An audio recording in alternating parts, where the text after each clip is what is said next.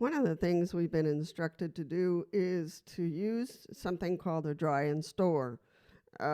It's a little box, and I'll put up the videos and the pictures here, that has a brick usually, and you put your hearing aid in there overnight, and it dries it out. And it helps the hearing aid to give more life and to stay functioning. Hello everyone, this is Lisa from Hearing Loss Pathfinder, and today is Tech Tuesday. So on Tech Tuesdays, we talk about everything electronic. So today we're going to talk about an element called, and a box called, the dry and store. Many of you who have been using hearing aids for a long time already are very familiar with the dry and store box. And some of you have a dry and store box, but you don't use it. Some of you have a dry and store box, and you're very faithful in using it. And some of you have cochlear implants and have a dry and store box as well. Now, the question is, does the cochlear implant need a dry and store? Yes, just like hearing aids.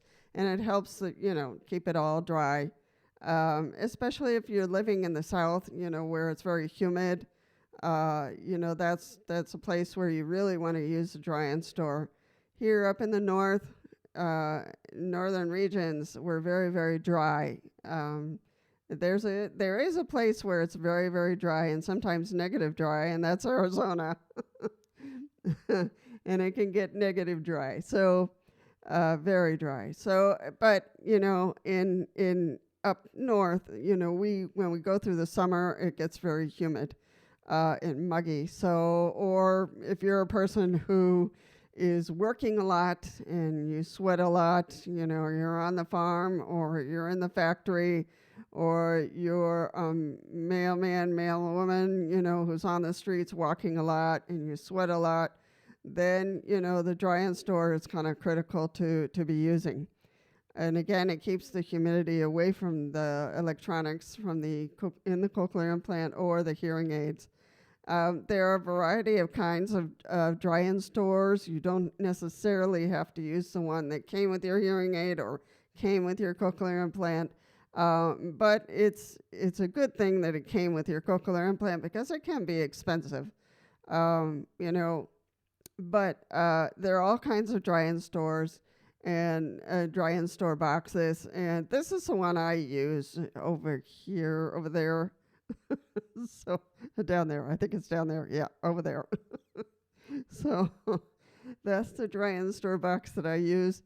It doesn't use bricks, and that's one of the things that I liked about it. It does everything it's supposed to do, but it doesn't have bricks. There are others, and most of them have bricks, what we call the bricks, the yellow little bricks that need to be put in there. And one cautionary tale I want to say about the bricks is that you don't want to have a lot of them because they do have an expiration date, and when they expire, you will know because they will puff up on the top, and then that means they're expired, they're done. So you have too much humidity in them, and they'll go boop. So they won't open up, but they'll just get puffy. So that's when you know they have expired. So you don't want a ton of them. You don't want too few, because I think it's every 3 months you're supposed to replace those dry and store bricks. What else? The dry and store can save your hearing aid if it malfunctions. And I can tell you a funny story about mine. I had one hearing aid and one cochlear implant at the time, and my right hearing aid stopped working. And so I thought, it must have gotten humid or whatever. So I put it in the dry and store overnight, and it still wasn't working. So I put it in a couple hours more, and it still wasn't working. So I called a local audiologist. I was working in the country region of Arizona up in the mountains. And so I went to see the audiologist, and she took my hearing aid and tested it. And then she took her assistant and went in the back, and they were doing something, according to me, with my hearing aid. And then she came out and with her assistant. And she said very gently to me, she said, you know, your hearing aid is working 100%. We find nothing wrong with your hearing aid, but it highly, potentially, it is you. You can no longer hear from that right side. And she said it very gently and just sat with me for a second, you know, because I was thinking, okay, the hearing aid is fine, that's good. But it's my right ear that stopped working, you know, because I had sudden hearing loss and I was just hoping to hold on to the right ear, and it just went plunk. So, um, so the audiologist said, you know, there's not a whole lot I can do to help you. These are pretty powerful hearing aids, but they are no longer going to help you. What I recommend is you can continue to use them so you hear the static. You continue to stimulate that ear until you can get another cochlear implant.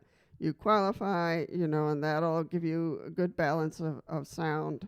So she was very gentle and spoke softly, so so I could absorb the information, you know, that all of a sudden that ear was gone and the hearing aid was in good shape. So that's the message she wanted to give me. so so I said, you know, I had that hearing aid in the dry-in store for an hour and a half. No, overnight, and then some more, and the next day. She said, then you have a very dry hearing aid. So yeah, it was overnight, and then the next day, so half a day. So it was, you know, it was a crazy experience, but, you know, you never know when your hearing aid is going to conk out and you need a dry-in store. In my case, I didn't need it. It was my ear that needed a dry-in store. But so anyway, you know, dry-in stores can revive, you know, your hearing aids, and that's an important thing. But you don't want to rescue it. You want to have, you know, a routine of some kind in which you remember to put your hearing apparatuses in your dry-in store. Some people do it every night. You know, they just put it in there, they turn it on, and that's good. You know, sometimes it's a lot of help for those who have hearing aids and hearing aid molds, because those can get a little moldy and full of wax. So the warmth of the box can, you know, break off that wax that's accumulated in there. And it also can, because they have that blue light helps clean the ear mold so you don't have, you know, irritations or infections. I was getting infections all the time, so I was having to use the dry-in store a lot to make sure that mold was clean the next morning when I put it on. And yes, that blue light helps sterilize and clean the hearing aid and the hearing aid mold. So if you are a person who has a lot of allergies, gets infections, you know, then the dry-in store is also going to help a little bit with that to keep it clean. So the ones you plug in and have the bricks and all that kind of stuff, it's good for at home or somewhere where you're going to stay for quite a while. But for travel, there are also methods to taking a small dry-in store that's just a manual, and it has a little pillow that you put in there. There's another one I used to use, you know, and I still use this one. It's from Siemens. It doesn't even exist anymore, but Stay Dry hearing aid dehumidifier, and it comes with some little pillows that are full of beads, and I'll put the picture up there. And those are just for, you know, when you're traveling somewhere and you need to and have a dehumidifier because it might be humid. So that's the one I use. I just put it in my suitcase. It's really light, doesn't take up much room. So, and I'm putting up 2 images here of 2 models that are good for travel and good for hearing aids, but you might need something a little bit bigger for the cochlear processors. So again, these are really practical, really light, and you just take the little pillow, you put it um, in the little container and put your processors in there. These little pillows, the one for this big dry and store, those beads can be re-energized. You put them in the microwave for about 30-40 seconds, maximum a minute, and those re-energize the beads. They go back to their original color. So those pillows can last quite a bit. So that is my recommendation for travel. So that's all I had for today on dry and store boxes. If you have any questions about a dry and store, should I buy one? Should I get one, Lisa? I don't know. It's just another mechanical thing I have to take care of. So, but you never know. As I said, it can help keep your hearing aid clean, and the ear mold, especially in cochlear implants. It will just make sure that there's no humidity accumulating in that cochlear processor for the processor. Now, I don't know exactly what I did with my dry and store. I know it's somewhere in one of my drawers. Speaking of drawers, one of the pieces of advice that my audiologist gave me, you know how you get hearing aids and you get a ton of boxes with that? And then you get a cochlear implant and you get more boxes. And my audiologist really recommended that I take out what I needed and throw away those boxes because they just fill up your drawers. And so any box I really didn't need and I had taken out what I needed, I threw away the box, because instructions and guides and stuff like that are already on the internet, so you don't need the box for that. I could still take out some boxes and throw them away. There's manuals and stuff stuffed in those boxes. So sometimes I just take out the manuals, put a rubber band around it, and I throw out the box. And it just helps save space, drawer space, and space anywhere. We get a lot of boxes. And I remember some years ago, I recommended to Cochlear America to do everything they could to help us save space and to reduce the number of boxes and plastic. If there was any way that they could eliminate any plastic that they were giving us, when they packaged the cochlear implant parts and cochlear implant accessories. So I think they've done that pretty well. Everything is cardboard for the most part, and we have baggies now, small bags, in which we have our Huggies, and which we have other small parts for our cochlear implant. And for that, I am grateful to Cochlear Americas for reducing space and wasted materials. So they've done that very well. So think about it for yourself.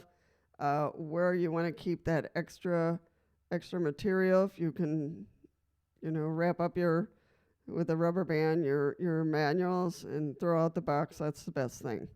And don't worry, the audiologist is going to be there, and internet information is going to be there for you to be able to follow instructions or information about your hearing aid or your cochlear implant. Anyway, that was a small commercial.